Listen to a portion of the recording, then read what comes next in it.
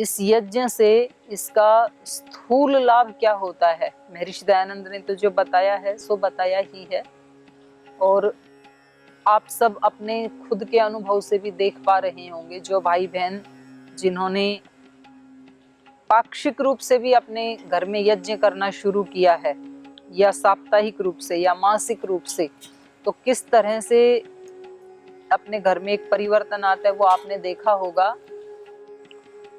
ये जो यज्ञ शब्द है ये केवल हवन के लिए प्रयुक्त नहीं होता है।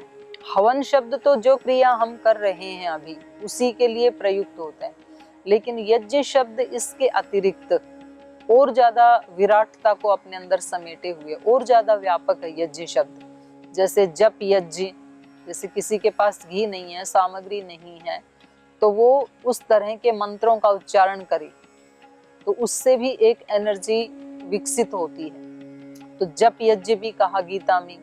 ऐसे ही ब्रह्म यज्ञ, ब्रह्म यज्ञ का मतलब है जो हम संध्या करते हैं उसको भी यज्ञ कहा है। इसको देव यज्ञ कहा है, जो दैवी शक्तियां हैं उनको भोजन खिलाना, ये देव यज्ञ का मतलब है। देवों का यजन करना, देवों को खुश करना, देवों को तृप्त करना, उनका सत्कार करना, तो इसको देव यज्ञ कहा। तो देव यज्ञ, ब्रह्म यज्ञ, दान यज्ञ, जप यज्ञ, स्वाध्याय यज्ञ, कर्म यज्ञ, तो यज्ञ शब्द बहुत व्यापक है।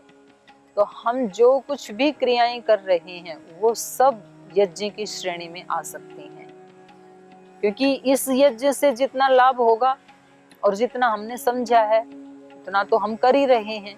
लेकिन यदि ऐसा हो कि हमारा पूरा जीवन ही यज्ञ बन जाए, जब हमें 1 घंटा या 2 घंटा, जैसे आप आज यज्ञ कर रहे हैं तो आपको कितना अच्छा लग रहा है 1-2 घंटे में, और यदि हमारे जीवन का प्रतिपल ही यज्ञ बन जाए तो फिर कितना अच्छा लगेगा हमें।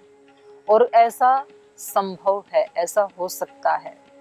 ऐसा इसलिए हो सकता है क्योंकि ये सारी सृष्टि यज्ञ कर रही है, और यज्ञ भी मौन रूप से कर रही है, कोई बहुत ज्यादा शोर भी नहीं मचा रही है। देखो, जो कुछ दूसरे की भलाई के लिए किया जाता है और जिस कर्म में इदन्ना ममा की भावना होती है कि ये मेरा नहीं है, ये सब कुछ जो कुछ भी यहाँ पर है वो सब परमात्मा का है, और उसका प्रयोग मैं इस प्रकार से करूं कि उसमें मेरी भी भलाई हो और मेरे साथ साथ सबकी भी भलाई हो और इस सृष्टि की कोई हानि भी ना हो, इसका नाम यज्ञ है।